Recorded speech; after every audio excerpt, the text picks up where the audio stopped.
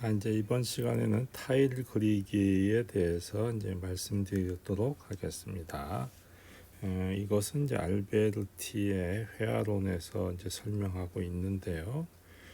그림과 같이 그림 선분 C 스타하고 Q 스타, 이것은 우리가 앞에서 보여줬던 이러한 이제 여기 C 스타, Q 스타가 나오죠. 그거하고 요거의 그림과 그 다음 그림, 이 그 다음 그림이 뭐냐면 요 앞에 요 정사각형의 그림을 요런 식으로 표현했던 거였었죠. 우리 지난 시간에 얘기했죠. 요것을 이 정사각형들이 쭉 그대로 이어졌을 때 요런 형태의 그 타일들이 이제 나타나게 되는데, 이것을 이제 그림을 그리면 어떻게 되느냐 하는 것인데요.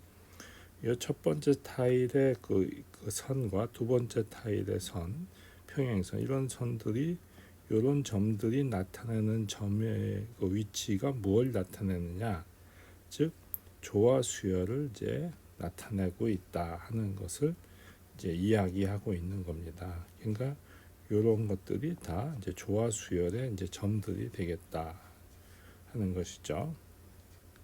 그것을 이제 좀 자세히 설명하기 위해서 우리는 조화 평균이라는 것을 이야기하도록 하겠습니다. 우리가 이미 산술 평균, 조화 평균 한 것은 다 고등학교 시절에 배웠을 거예요. 즉 무슨 얘기냐면, 즉 그 조화 평균이라는 것은 두 양수의 역수들의 산술 평균의 역수를 말하고 있어요. 즉 무슨 말이냐면, 양수 A와 B의 조화 평균 H라고 하는 것은 즉 두 양수의 역수, 그러니까 A분의 1 더하기 B분의 1의 산술 평균, 즉 2분의 1이죠. 그것의 역수니까 바로 H분의 1이 되는 거죠. 그래서 H가 바로 이제 그 조화 평균이 되겠습니다. 자, 그래서 H라고 하는 것을 계산하면 A 더하기 B분의 2AB 하는 것이 되겠죠. 우리가 참고로 산술 평균이라는 것은 A와 B의 산술 평균은 2분의 1의 A 더하기 B가 되죠. 또 뭐가 있냐면 기하 평균이라는 것이 있죠. 이것은 루트 A 곱하기 B 이렇게 되죠. 그래서 우리가 제일 잘하는 것이 뭐냐면 산술 평균이 가장 크고, 그 다음에 기하 평균이 두 번째, 그 다음에 세 번째가 조화 평균이 되지요. 그래서 이러한 그 관계가 있다 하는 것을 잘 기억해 주시기 바랍니다. 자, 그러면 조화 평균을 어떤 식으로 그림을 그리겠느냐. 자, 그래서 점 위에 OAB에 대해서 OH가 요 OH 요거가 OAOB, 그러니까 OA하고 OB의 조화 평균이 되도록, 요것이 조화 평균이에요. 되도록 H점을 어떻게 구할 것이냐 그거예요. 그러면 O와 B를 지나는, 그러니까 이러한 직선 M과 이러한 직선 N을 그리는데 서로 평행하게 그리는 거예요. 그 다음에 B에서 일정한 간격으로 점 D와 점 E를 그어요. 그러니까 요 길이가 똑같도록 임의로 이렇게 긋는 거예요. 찍는 거예요. 그러면 어떻게 하느냐? 첫 번째, 요 H는 아직 모릅니다. 그러니까 요 E라는 점은 이제 찍었으니까 알 수 있죠. A도 알고 있죠. 이미 주어진 점이니까. 그러면 A하고 E를 쭉 연결을 해요. 이렇게 먼저 쭉 연결해서 그 다음에 계속 직진해서 나가면 요 F라는 점에서 만나게 되죠. 그죠? 그 다음에 요 F점을 구했어요. 그 다음에 요 D라는 점하고 다시 연결을 하는 거예요. 그래서 F와 D를 연결했을 때 나타나는 요 점, 요게 우리가 구하는 조화 평균이 되겠습니다. 아시겠죠? 그런 식으로 계산합니다. 그래서 그것에 대한 이제 증명은 어떤 식으로 하냐면 비례 관계식으로 증명할 수 있어요. 비례 관계식. 그래서 잘 알다시피 우리가 요 삼각형과 요 삼각형은 닮아 있죠. 왜냐하면 막곡지각이니까 서로 같고 하나의 직각이고 그러면 닮아 있어요. 그러면 요것이 닮았으니까 이쪽 큰 삼각형도 닮아 있지요. 그죠? 그래서 우리는 이제 그거를 이제 얘기할 수 있어요. 그러면 우리가 이제 이거를 어떻게 하느냐 하면은 닮은 비에 대한 이제 그 문제니까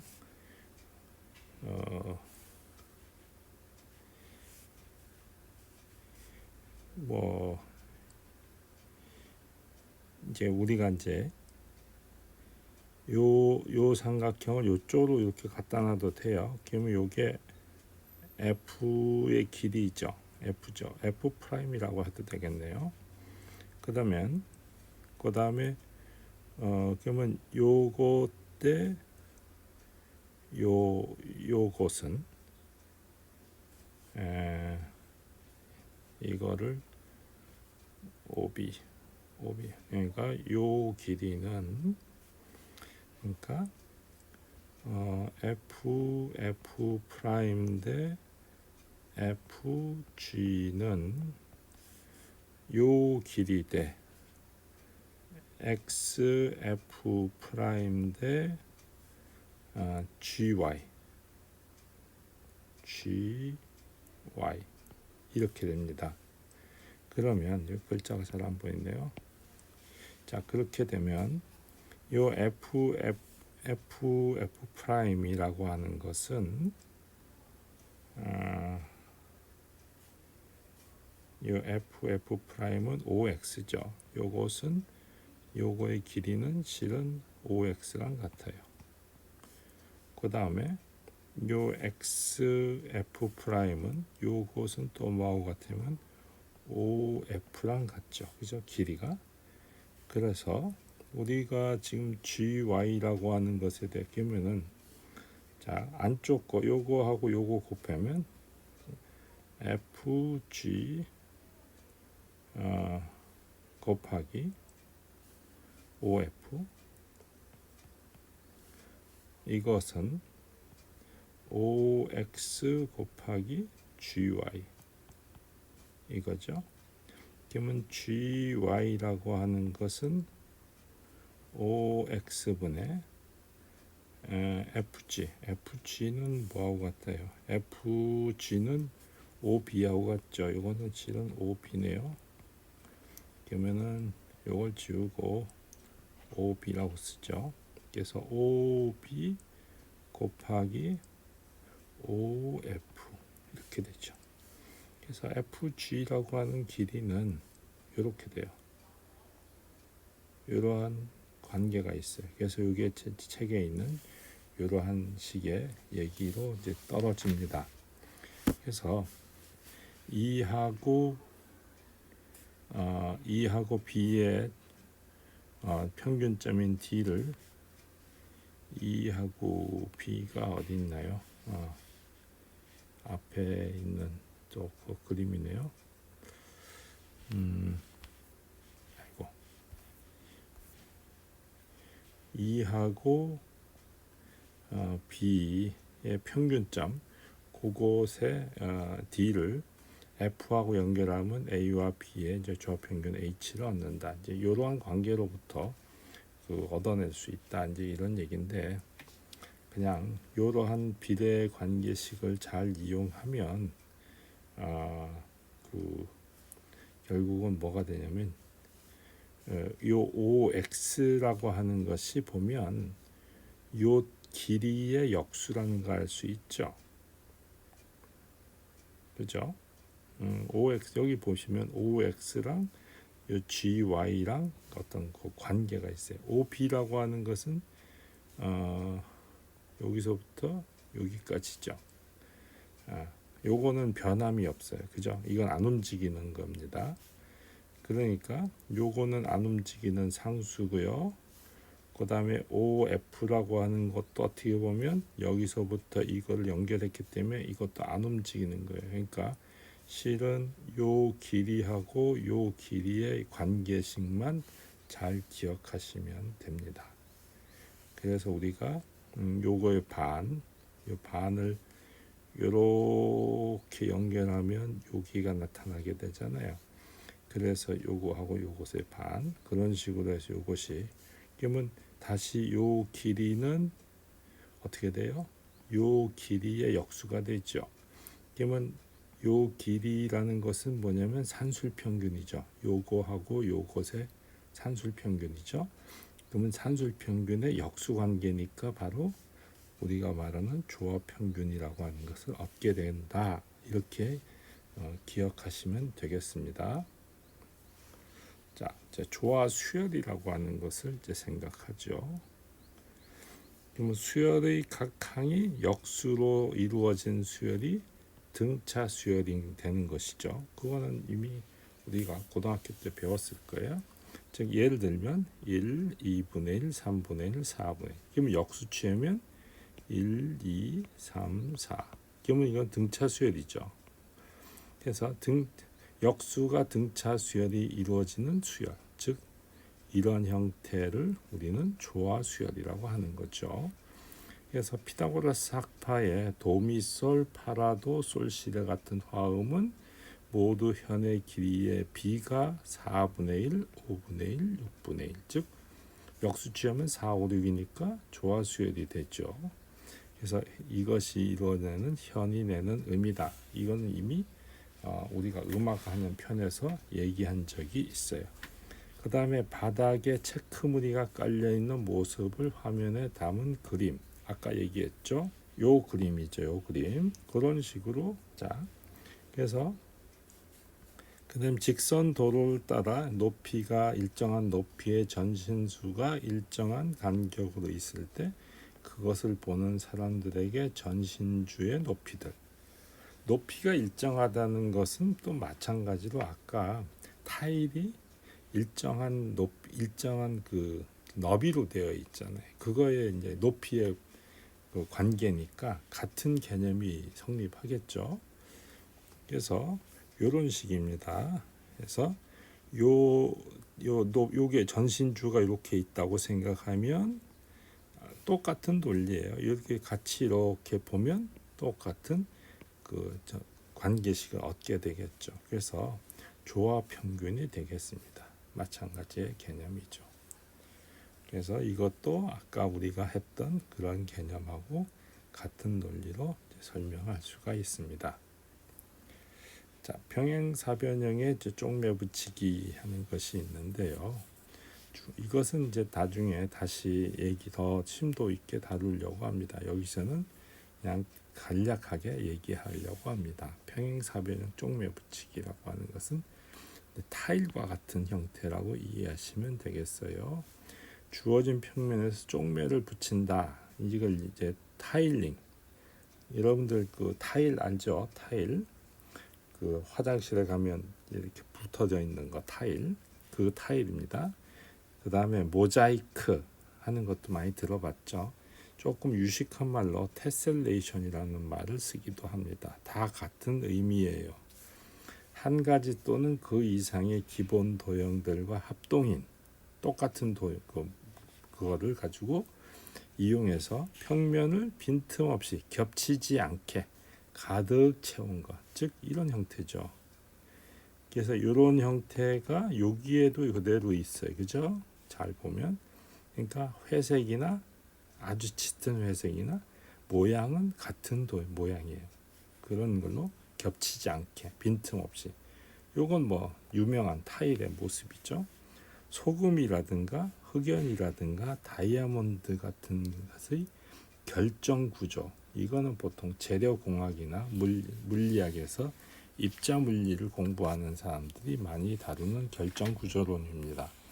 그래서 흑연은 그 어떤 형태가 되어 있냐면 아마 이런 식의 뭐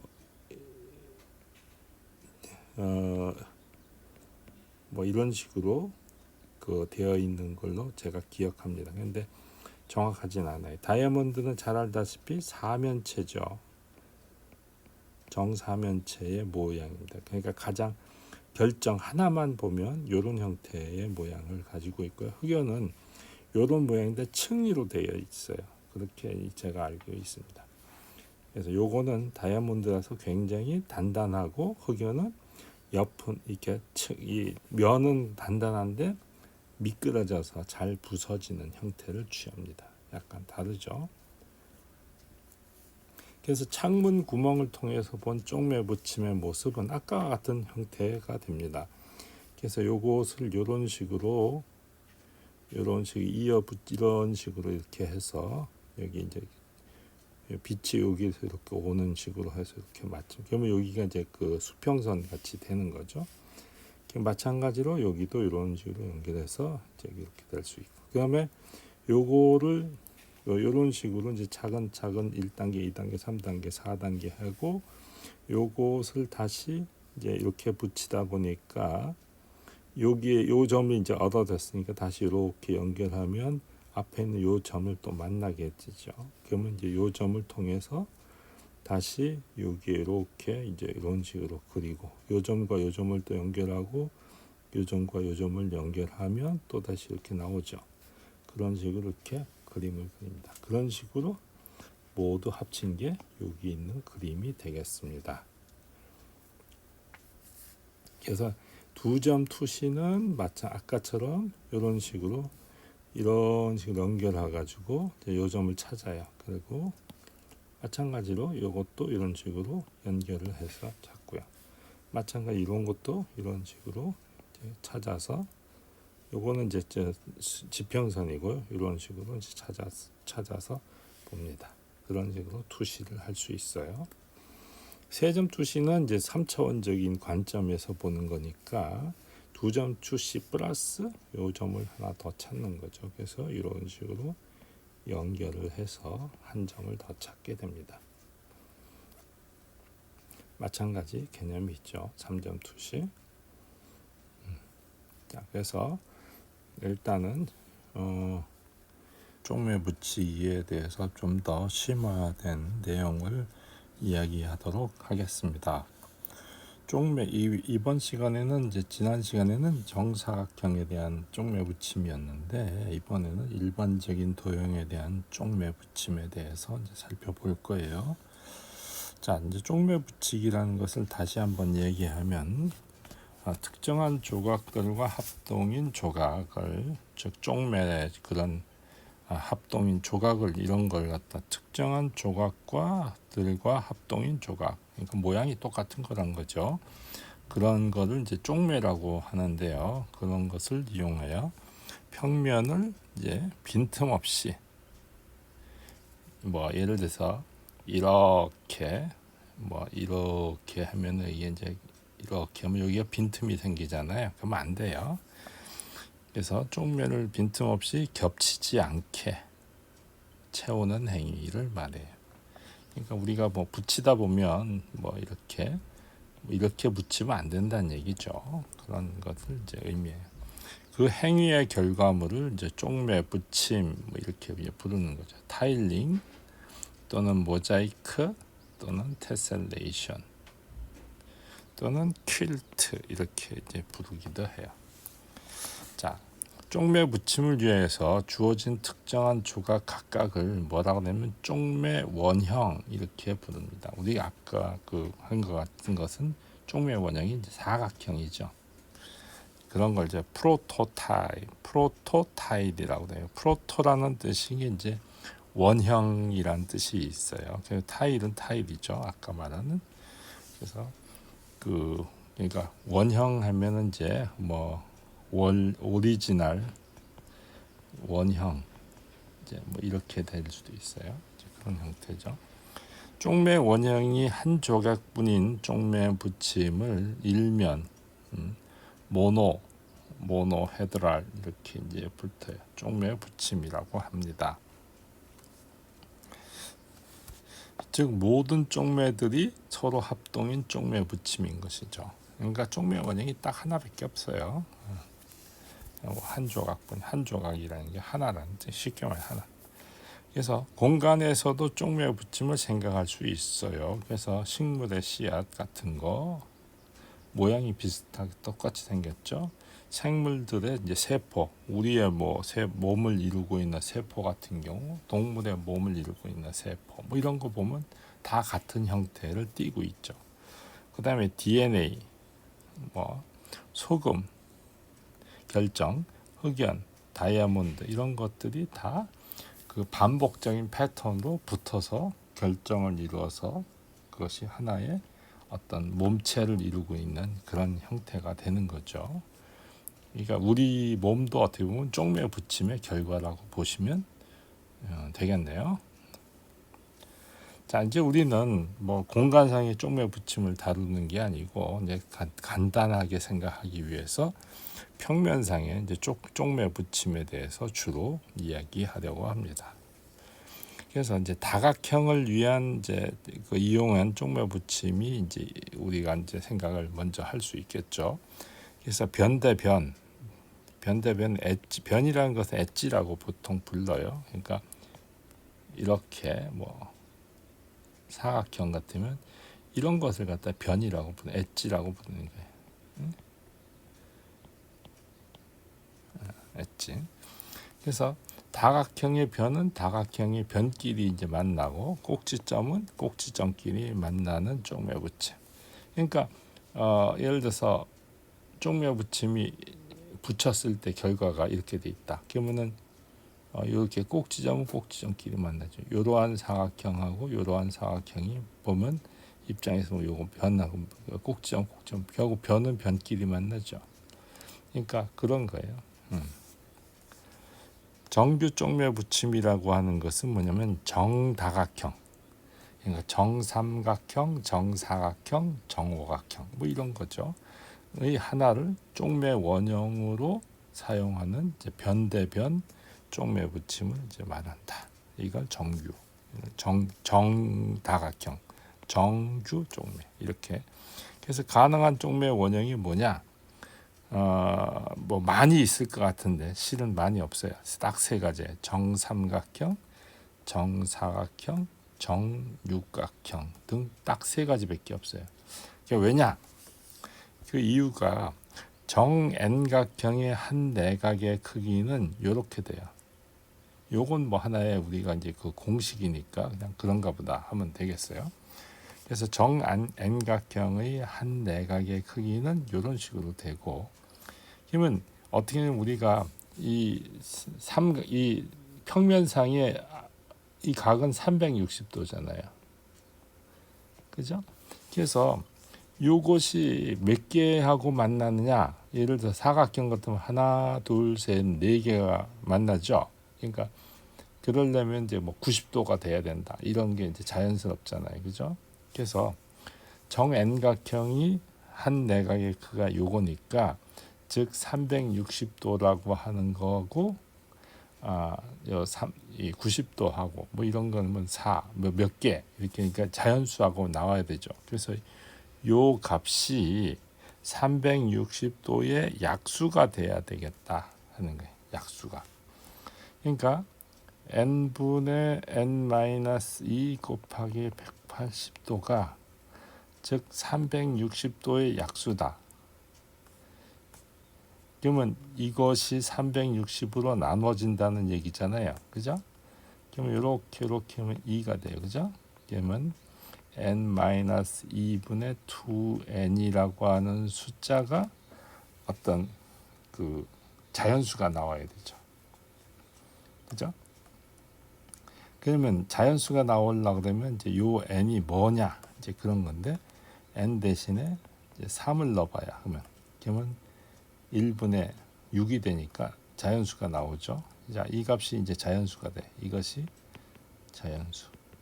그러면 이제 4 넣으면 2분의 4가 돼서 2. 그래서 됐고 그 다음에 5 넣으면 어떻게 3분의 10이 돼서 안 나눠지죠. 그럼 자연수가 아니잖아요. 그래서 안 되고 6을 넣으면 4분의 12. 그러니까 나눠지죠. 7 넣으면 5분의 14 안 나눠지죠. 뭐 이런 식으로 이제 그걸 n을 따져 보니까 딱 세 가지밖에 없다 이 얘기예요. 이런 식으로 즉 요 숫자가 자연수가 되는 n을 찾으면 그게 3, 4, 6 요거밖에 없다 그런 얘기예요. 그런 이제 의미가 통하는 겁니다.